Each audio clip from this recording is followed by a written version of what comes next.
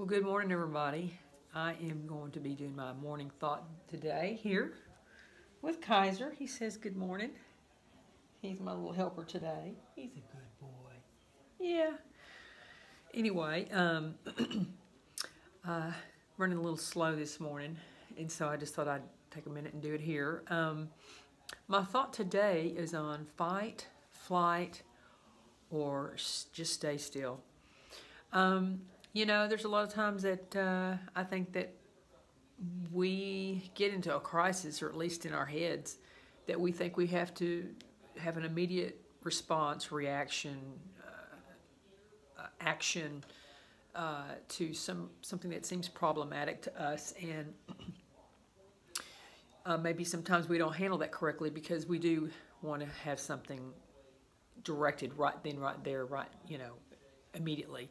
And so we will either fight it tooth and nail, or we will flight from it.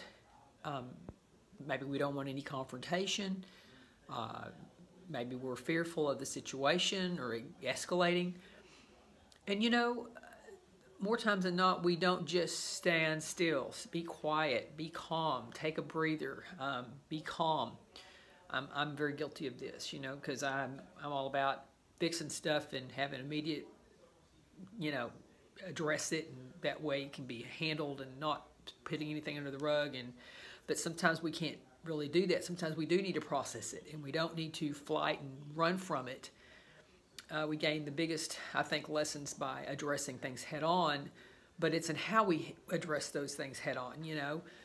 Doesn't mean we have to physically, literally fight, but, you know, maybe mute or squelch a situation that may not seem correct or is out of our control, or that maybe, you know, crescendoing into a situation that might not be healthy, right, or safe, or whatever the scenario is, verbally, physically, or mentally, for you or somebody else, or both of you. So, you know, it's real important that we just take a step back. Don't feel like you need to run from something. Don't feel like you need to maybe necessarily head something on right there, right then. Maybe you need to take a moment for pause, pray about it, stay centered in your place. And if you're not centered, of course, that's not when you make any decisions. It's not when you make any comments. It's not when you try to find resolve.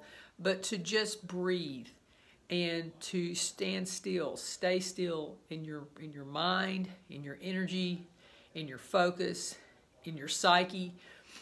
And then let the answers come. You know, of course, pray about it, and ask for how to find resolve, how to have your message come across, to also to be a good listener, to hear whatever the scenario is, what they're coming from, so that, you know, everybody feels like that if there is an issue, that everybody is being heard.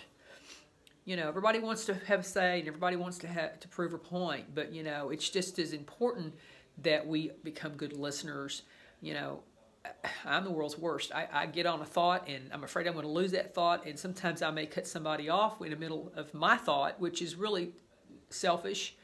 And that's not the way to be. You got to learn to clam up sometime and suck it up and wait your turn, and not fight or flight, but listen to the situation, hear it out. You know, and then make your direction, your movement, your action, whatever you have to say, have it go from there. Because maybe if you hear that person out, it may change what you think you want to say, because you've heard them out, and maybe you don't have to say what you're going to say. Maybe it'll alter that. So don't feel like you have a need to just fight about something just for the sake of fighting or winning. At the same time, don't feel like you need to have a, you know, run for the border kind of scenario on it either.